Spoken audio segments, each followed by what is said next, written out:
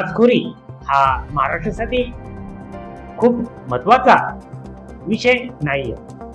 लाचखोरीचे प्रकार संपूर्ण महाराष्ट्रातील शासकीय कार्यालयामध्ये मोठ्या प्रमाणात होत असतात, परंतु यातील अनेक प्रकरणे प्रलंबितच राहत असतात.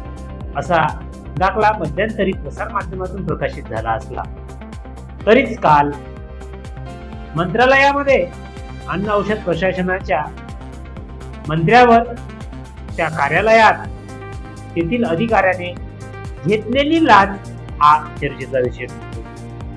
आणि राष्ट्रवादी अजित पवार गटाचे असलेले मंत्री झिरवाळ यांच्या कार्यालयातला हा प्रकार काल प्रसार माध्यमामध्ये चर्चेचा आला. आणि मंत्रालयात जणू काही लाचखोरी हा एक नाविन्यपूर्ण विषय आहे यावर सगळ्या प्रसार माध्यमांनी त्यावर प्रकाश टाकला.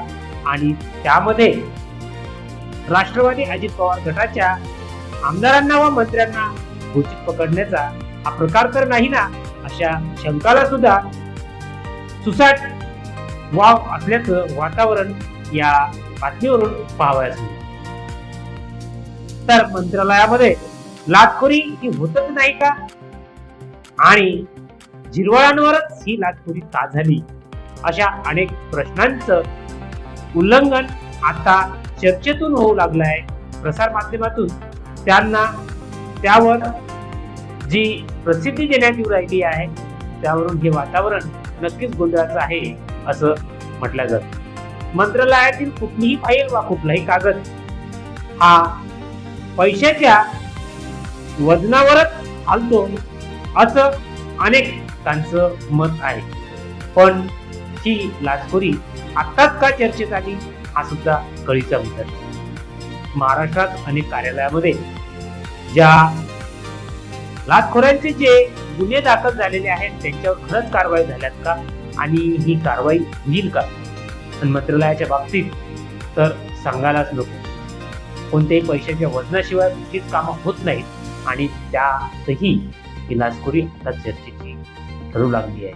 नुकतंच अजितदादांचं झालेलं निधन आणि राष्ट्रवादी विलिनीकरणाचा मुद्दा, आणि त्यामुळे हे संबंधित आमदारांना वा राष्ट्रवादी अजित पवार गटाच्या आमदारांना वा अडचणीत आणण्याचा हा प्रकार तर नाही ना, असंही आता बोललं जाऊ. राष्ट्रवादी विलिनीकरणाचा मुद्दा हा सध्या चर्चेचा ठरला असला तरी अजित पवार गट आणि शरद पवार गट हे एका मार्गावर येतील का नाही, ह्या बातम्या प्रकाशित होताना झिरवाळ यांच्यावर झालेला आरोप आता चर्चेचा ठरला. झिरवाळ यांनी तर काल या लाच प्रकरणी सरळ सांगितलं की त्याची पाळंमुळं जर माझ्यापर्यंत आली तर मी माझ्या पदाचा राजीनामा देतो. परंतु हा जरी प्रसार माध्यमातील दिलेला विषय असला तरी याच्या माग कोणतं कट कारस्थान रचल्या जात आहे हा सुद्धा एक वेगळा चर्चेचा विषय. तरी आपलं मत नोंदवा. या बातमीच्या अनुषंगाने मी माझं मत नोंदवलं. सदर व्हिडिओ आवडला असेल लाईक करा, सबस्क्राईब करा, आणि मला ऐकून घेतलं त्याबद्दल धन्यवाद.